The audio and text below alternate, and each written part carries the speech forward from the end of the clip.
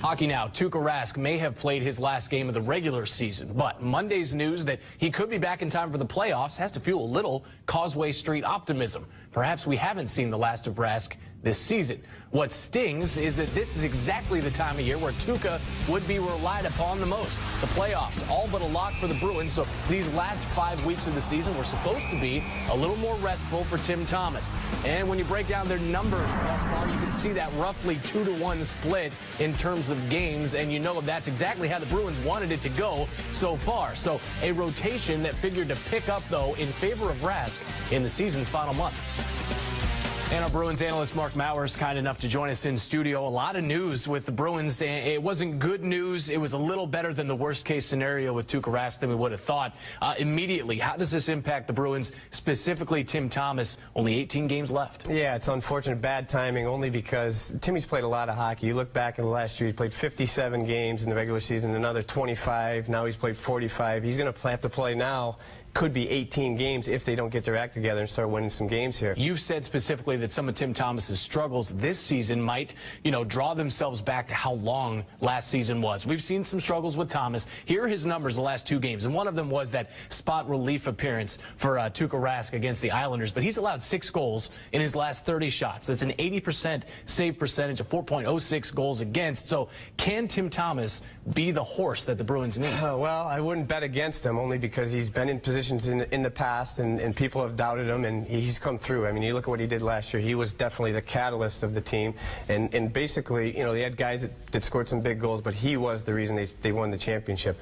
Now, what's going on with him now is one of 2 things. Either he's hit a wall completely, where he's just tired, which is big trouble for this team because they do have 18 games left, or he's just going through that little funk that the rest of the team is going. Need to get through the next couple weeks, get their points when they can, and then make that final push. The Bruins did not practice on Monday. They are in Toronto getting ready for a game with the Leafs. You can see that right here on NESN. That's a plug. But the Bruins did talk, and Patrice Bergeron talked about a lost weekend in New York. Here's what he had to say.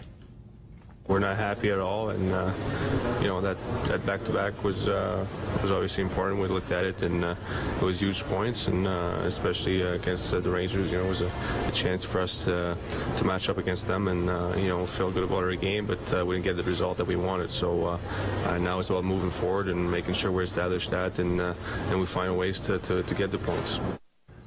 If you're a Bruins fan, I think you like to hear them say that they're still measuring themselves against the Rangers. They're not looking too good in those comparisons, though. You have come on this show, and you have said that the Rangers and Bruins are 2 similar teams. They're built the same way. So what is New York doing so well that the Bruins are doing so wrong? Well, I think if you look at the teams in general over the last month, for sure you say the Rangers have the advantage. They're playing much better. If you look at the head-to-head with the Bruins, you still say, okay, they have a little bit of advantage. But if you look at the 3 games, everybody makes a big deal about going 0-3 against the Rangers. But the first game went to overtime. It was a battle of a game. Could have won either way. The second one, Bruins outshot the Rangers 42-20. Rangers won 3-0. The score was a little skewed, I would think. But the Bruins, okay, didn't get the job done. Then you go to yesterday's game. Everybody that watched the game, all the analysts, everybody's talking about how the Bruins probably played better for the majority of the game. So if you look at the head-to-head, I'm not so concerned. It was also good to see David Krejci and that reconfigured line continue to produce. Krejci with his 4th goal in his last 3 games. Is this something that you think, in terms of a line change, is going to stay consistent once they get a Nathan Horton back, once Peverley comes back, because it's doing so well, or would they consider reshuffling later? I think it just depends how the line's going. If they keep playing the way they have, where David Krejci seems to have that extra step, then absolutely you got to keep a line together that's hot. If they go into a little bit of a lull, which happens, it has happened, then of course they're going to switch it around. Hopefully you get Horton back. I say that as a hope, but but any of them, Peverley, you're going to go with lines. Coaches are going to put the chemistry or try to get the chemistry together. But I love that line with the big presence on the left wing, the smart player in the middle, and the speed on the right wing. It brings just about everything you'd want in an offensive line. But now saying that, the Bergeron, Marchand, Seguin line was great all season long, so you can't take anything away from them. Claude Julien going to continue to have to work his magic over the next 18 games. Mark Mowers will be there for all of them. Thanks for the time. Thanks a lot. All right. Well, and that aforementioned run begins Tuesday night in Toronto, right here on NESN. Bruins face off live at 6:30, and then puck drop set for 7 o'clock as the Bees look to make it 5 straight over the Maple Leafs this year alone. But Adam McQuaid says winning in Toronto, never easy.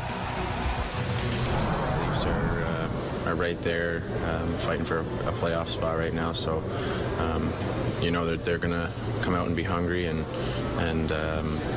you know, we're getting down to the last part of the season, so every point's really important. So, you know, we'll see their best, and we got to be prepared for it. We know they play real good at home usually, and now with a new coach, I mean, usually it brings you, I guess, a second life, and you want to prove to your coach that you belong. So we're all that. You know, I'm not really worried about how they play, but more focused on what we have to do to win, and playing our kind of hockey, and making sure we have a 60-minute effort.